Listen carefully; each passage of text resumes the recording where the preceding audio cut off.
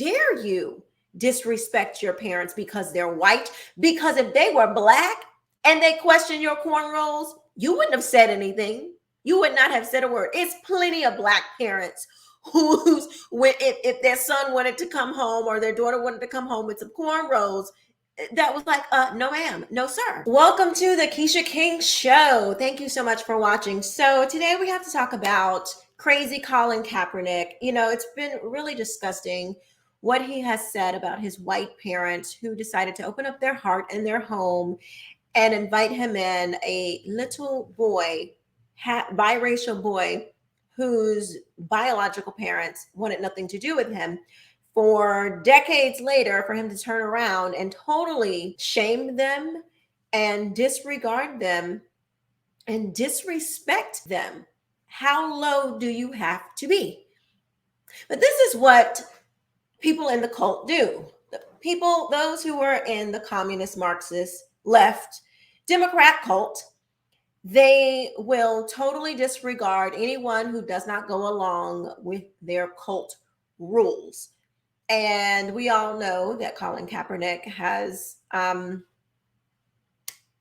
decided that that's where he pledges his allegiance. He doesn't want to pledge allegiance to the flag. He does not even want to pledge allegiance to his own family. I find it utterly disgusting. If you notice in the interview, let's watch the interview. His new young adult book is called Colin Kaepernick, Change the Game.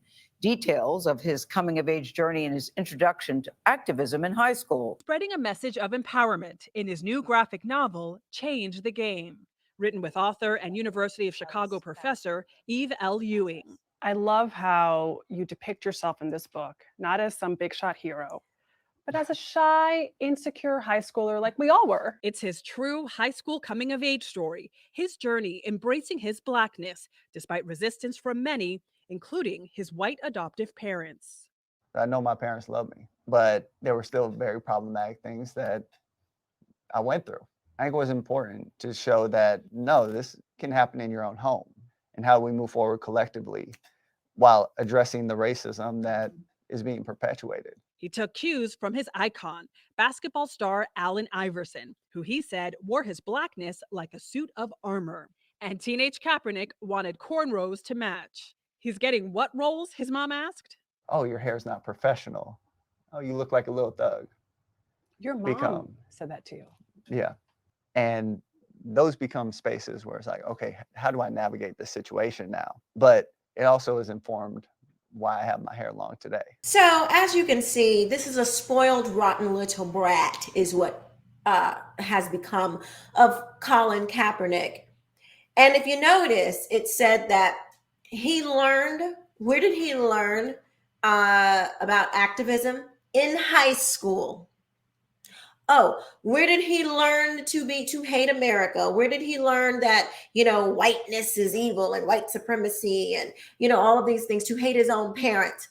Probably starting in high school, because the high schools, the universities, and the K through 12 public government schools have long been the institutions that have been indoctrinating children and churning out generations of little American children who do not know how to think. Hence probably why his book is a graphic novel and not a real, not a book. It looks like a comic book, because that's probably where, you know, the level of his thinking, that's as far as it can go.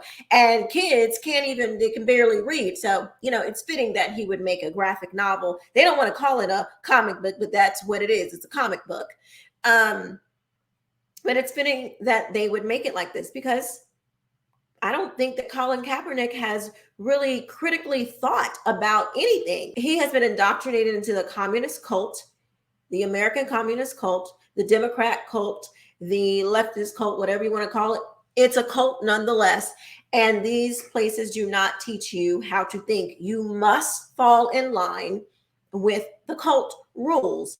You must remove yourself from any values that you've ever had before that, and you must fall in lockstep into exactly what the cult members want you to. Otherwise, you won't belong. You can't belong, because I guarantee you, Colin Kaepernick He wouldn't accept somebody like me. Why? Because I'm conservative. So it's not about blackness. It's not about whiteness. It's about politics. It's about the political cult that the left has created. And if you do not belong to that cult, you will be disowned and demeaned and rejected. And so I feel really terrible for Colin's parents. And I'm praying for them because I don't even know how I would respond to such disrespect.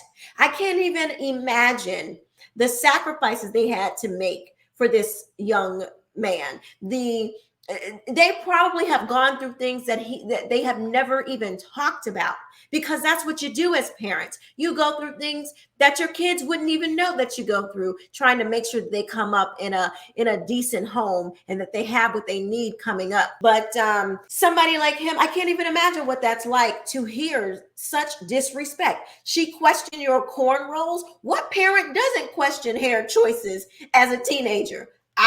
My clothing was questioned, my hairstyles were questioned, accessories that I wanted to wear, things that I wanted to do to look like other people.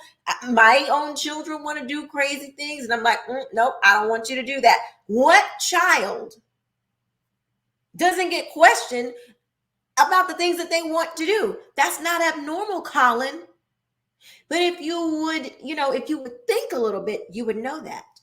If you decultified yourself just a little bit, you might find that what you went through is not uncommon. That's what kids do. You're supposed to be kind of searching and looking. You're supposed to do that.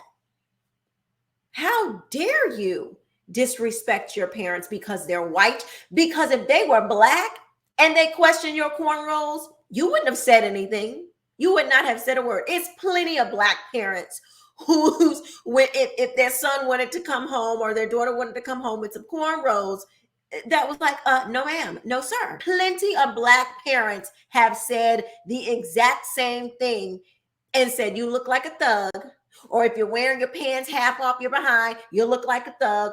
Go in there and dress properly. We didn't raise you like that. Or if you want to walk out of the house with a crop top on and some little tiny shorts, bring your little behind back in the house because I didn't raise you that way. You look like a streetwalker. You're not leaving this house like that. There are plenty of parents, black, white, red, yellow. Every parent will try to make sure that their children are being presented in the right way to the world. You want to do that.